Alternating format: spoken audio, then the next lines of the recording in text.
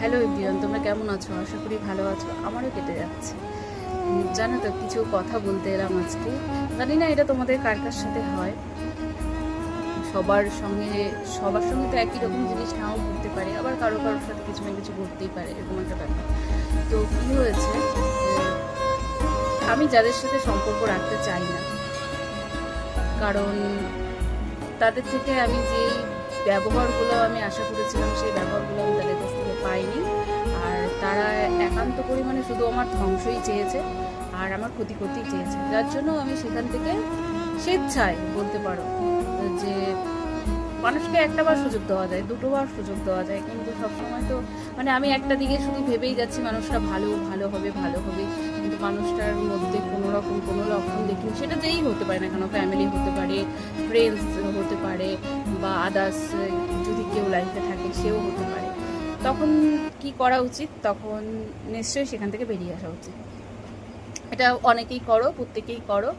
তো আরেকটা কথা বলি, কাউকে পুরোপুরি চিরশূন্য করে দিয়ে চারিদিক থেকে আবার তাকে ফোন করতে লজ্জা করে না কিছু মানুষের? আমি তো ভাবি তাদের মধ্যে কি লজ্জা ঘৃণা কিচ্ছু নেই? নিজের প্রতিও তো একটা লজ্জা লাগে যে আমি মানুষটার এত বড় ক্ষতি করলাম, তাকে সব দিক থেকে শূন্য করে দিলাম, তারপরেও আবার সেই মানুষটাকে ফোন করি, বিরক্ত করি কেন? কিসের জন্য? তো আমার মনে হয়েছে এই মানুষগুলো সারা জীবন মানুষের অনেক ক্ষতি চেয়ে এসছে, আর এরা অনেক ক্ষতি করতে পারলেই এদের মানে একটা মনের থেকে এটাই হয় যে মানুষের ক্ষতি করতে পেরেছে। এটা তো রাম রাখে রাখা, যদি আমি কথাটা না ভুল বলে থাকি, তো ভগবান যদি রাখে তোরা কিচ্ছু নয়। কারণ আমি বিশ্বাস করি যে আমি যে সাজটা নিই সেটাও একমাত্র সৃষ্টিকর্তার জন্য। তো সেজন্য ভগবানের উপর ভরসা রেখে সামনের দিনগুলোতে এগিয়ে যেতে চাই। তোমরা পাশে থেকো, ভালোবাসা দিও। আর বাদ বাকি রইল জীবন থেকে কি বলে জানি,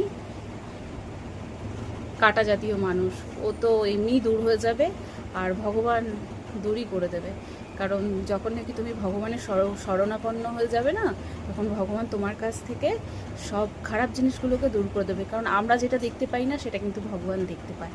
তো যা করে ভগবান, আমি তো ভাবি আমার জন্য খুব ভালো করেছে। আমার হয়তো সাময়িক ক্ষতি হয়েছে, সাময়িক অনেক দিক থেকে আমার একটু প্রবলেম হয়েছে, কিন্তু সেটা সারা জীবন থাকবে না, আমি বিশ্বাস করি কেটেই যাবে। আর দিন কেটেই যায়, সেটা আমি আমার জীবন দিয়ে দেখেছি। হাজারো খারাপ দিন থাকুক না কেন, দিন কেটেই যায়। ঠিক আছে, ক্ষত হয়তো সেটা থেকে যায়, কিন্তু সেই ক্ষতটা হয়তো আস্তে আস্তে সময়ের সাথে সাথে যতটাই হোক ঠিক হতে শুরু করে আমার মনে হয়। আর সৃষ্টিকর্তার উপর সবসময় ভরসা রেখো, সামনের দিকে এগিয়ে যাও, ভালো থেকো, সুস্থ থেকো, সাবধানে থেকো, আমার পাশে থেকো। টাটা।